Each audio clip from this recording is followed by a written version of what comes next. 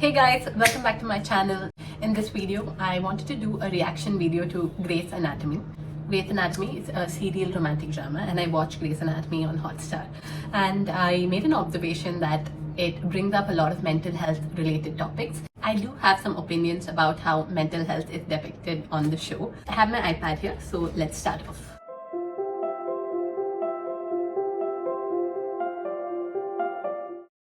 Just for a little bit of context, this is the season 15, episode number 24. In the previous episode, Jo broke down in front of Bailey and Alex, in front of a patient pretty badly. And she made a mistake, but her breakdown was disproportionate to the mistake. You know what I mean?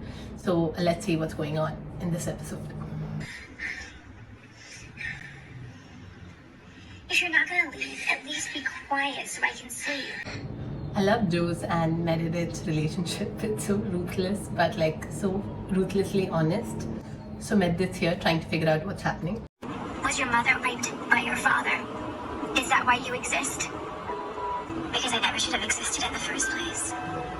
Paul, everything.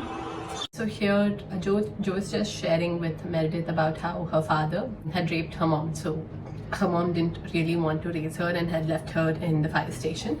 So she had gone with the expectation that her mom would just love her and care for her, and she had no idea about all this. So hearing this piece of information must have been pretty traumatic for her, and she feels like she almost like deserves this, and this is something that she has to go through.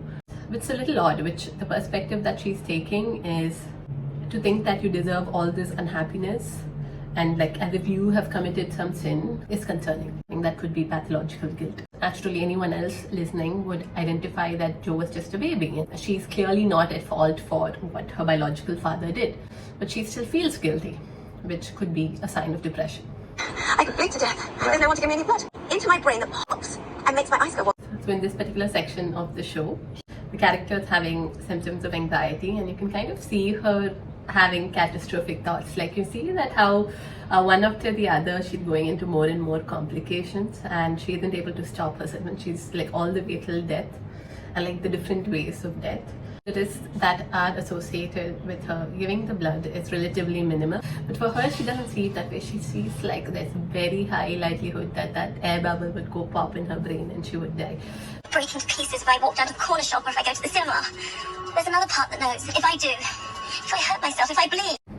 Wow, that's so interesting. So again, here you see how she identifies it as irrational. She does recognize that a part of her recognizes that the risks are minimal. There's another part that identifies the risk as more than what it probably is. She's able to go back to her childhood and identify experiences which led her to think in this way. A wall transplant would have never happened. Snakes that transplant from an intern. So you see how like Meredith tried to say something positive and something really great that Jo had done, but Jo was focusing just on the negative and maximizing, you know, how she took away that opportunity from somebody else.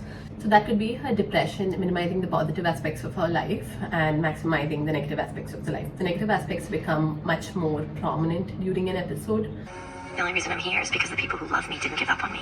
So what I'm asking you is this you telling me that you just need a few more days under the covers until you can go back to work? Or are you telling me that you want to stop? So Meredith here is bringing up something that happened in the early seasons. If you guys remember, she accidentally fell into like, it was freezing cold water, and she gave up, and even though she knew swimming, she didn't really try.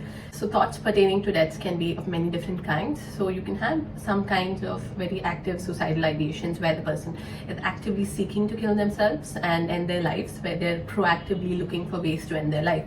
But you can also have ways which are more passive, where maybe they're not going to go out of their way to find ways to end their life.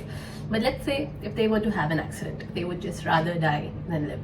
So death wishes can occur in varying degrees and severity, and both are very important to identify and address. I really love how Meredith so sensitively brought up this. So, you know, asking, is this you telling me that you want to stop? Where does this mean that, you know, you want to end your life and like put an end to everything together, or is it just that you're feeling down, and that's okay too? But it's important to distinguish between the two, because the two requires very different levels of care.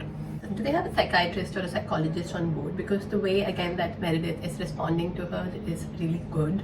I'm gonna start lying to you now. yeah, you can smile when you have depression. You can have emotional reactivity. So the person can go out and, you know, if somebody cracks a joke, they can smile.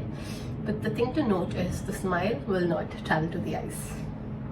Andrew, can you stay with Joe, please? Yeah, of course. Okay, don't leave her side. It's important. That's also super important so let me stop this. So let's say someone does have suicidal thoughts and do want to end their life, very important to not let them off your side. So we have this thing called suicide protocol.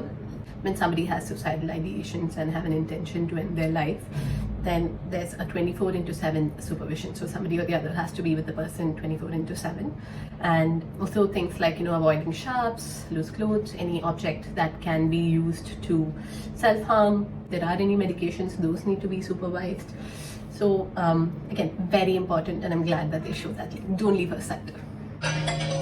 Okay, hope you guys enjoyed that. If you like this video, subscribe to my channel. Bye bye, take care.